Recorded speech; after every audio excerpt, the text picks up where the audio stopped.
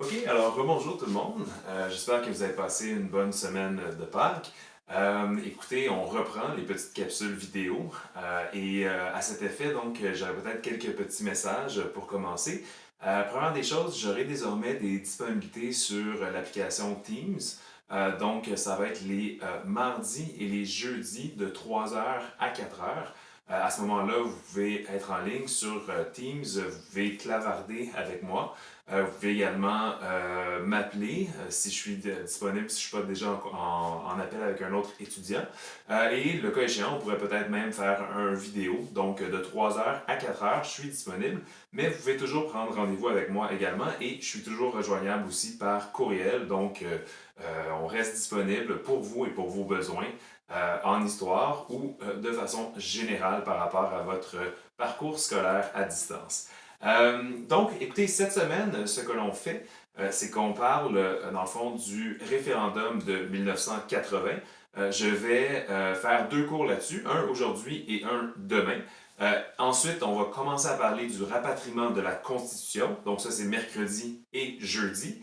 Et vendredi, je continue à répondre à vos questions, que ce soit par rapport à la matière qu'on a vue durant cette semaine-ci ou que ce soit en lien avec la politique ou, disons, la société de façon générale, avec des liens avec l'actualité. Alors, commençons.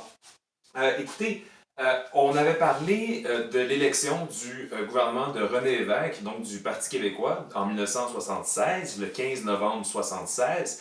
Et une des premières lois que le gouvernement va passer, c'est la loi 101. On en a déjà parlé dans une capsule vidéo.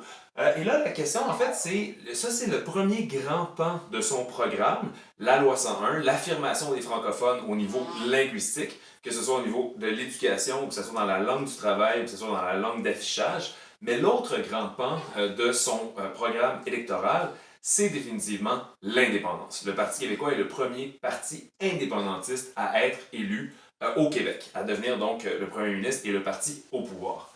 Ce que décide de faire le Parti québécois, c'est dans un premier temps, de se concentrer sur toutes sortes de réformes, toutes sortes de lois que eux jugent appropriées et nécessaires. Mais ce qu'ils décident de faire, en fait, c'est de garder le référendum dans la quatrième année de leur mandat, donc en 1980.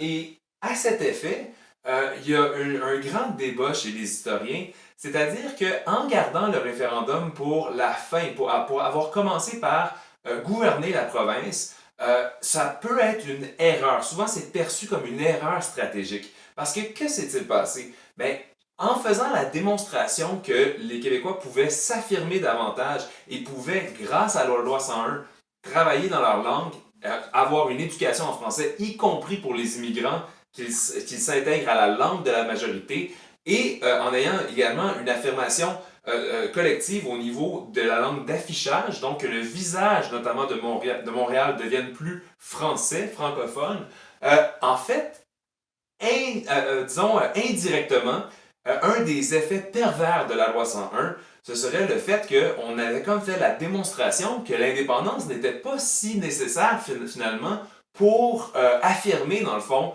le destin francophone des Québécois. Que dans le fond, ils étaient capables de faire ça dans le cadre de la Fédération canadienne.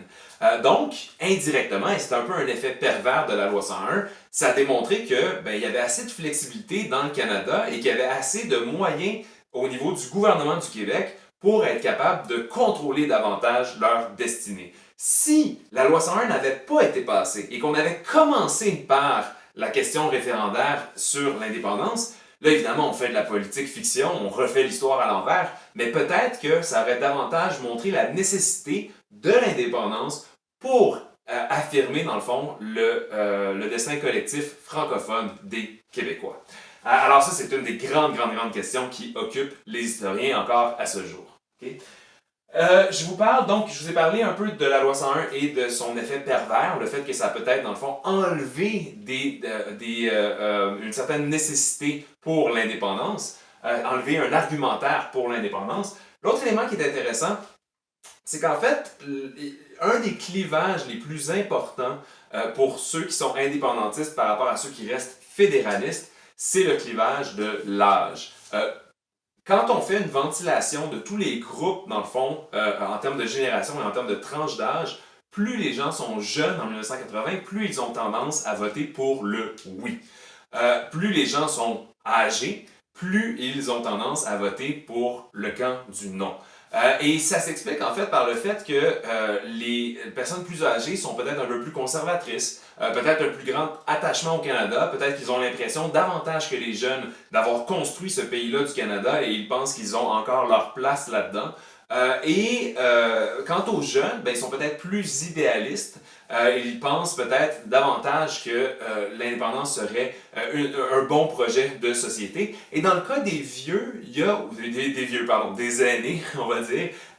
Et on peut dire en fait qu'ils ont notamment des préoccupations davantage financières. Quand vous recevez le chèque de la pension de la vieillesse du fédéral, ben vous vous posez la question, la journée où on quitte le Canada, peut-être que je ne recevrai plus cet argent-là. Donc, plus on monte en âge, plus on a tendance à voter non, plus on est jeune, plus on a tendance à voter oui. Ce qui est vrai pour le référendum de 1980, ce qui n'est plus vrai de nos jours. De nos jours, quand on fait des sondages, c'est un peu l'inverse. Les baby boomers et la génération qui a encore cette idée-là du oui et de l'indépendantisme, chez les jeunes, ça résonne beaucoup moins. Il y a plein de facteurs qui pourraient expliquer ça, mais on y reviendra plus tard.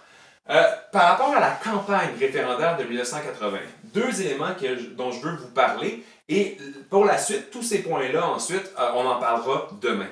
Premier élément, il va y avoir une erreur de campagne, une erreur tactique. Au départ, le oui a le vent dans les voiles. Il y a un certain engouement, un certain momentum, et il y a peut-être un ou deux sondages en début de campagne référendaire qui montrent le oui gagnant, ou du moins avec un certain élan.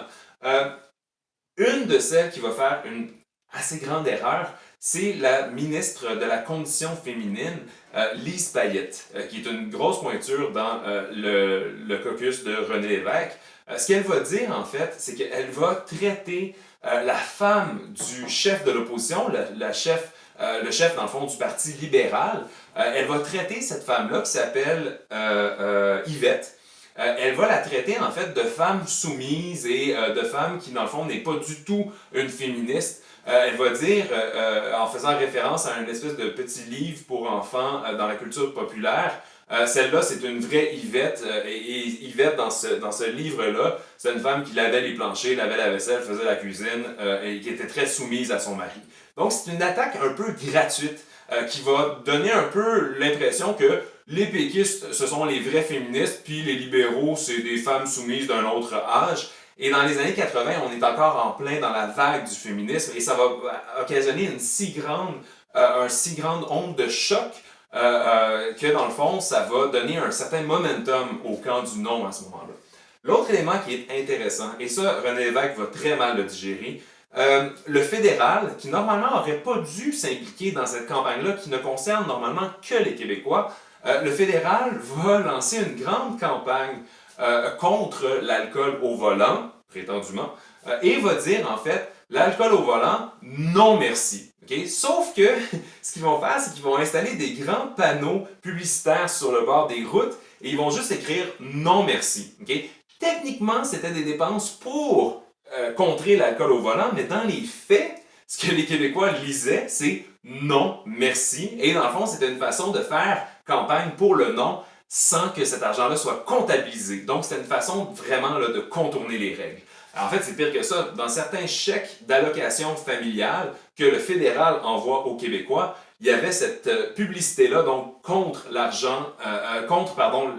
au volant, et c'était écrit carrément sur les chèques « Non merci ». Donc, il y avait une visibilité pour le camp du non, et dans ce sens-là, c'était un exemple total du fédéral qui, dans le fond, ne respecte pas les règles de cette campagne-là référendaire.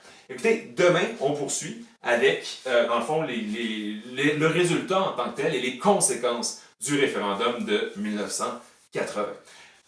Portez-vous bien. En passant, les pages 151 à 155 sont à faire, dans le fond, pour demain. À la fin de la semaine, donc jeudi ou vendredi, je mets le corrigé en ligne. Donc, vous avez un petit devoir, page 151 et 155. Portez-vous bien voilà, passez une bonne journée. Au revoir.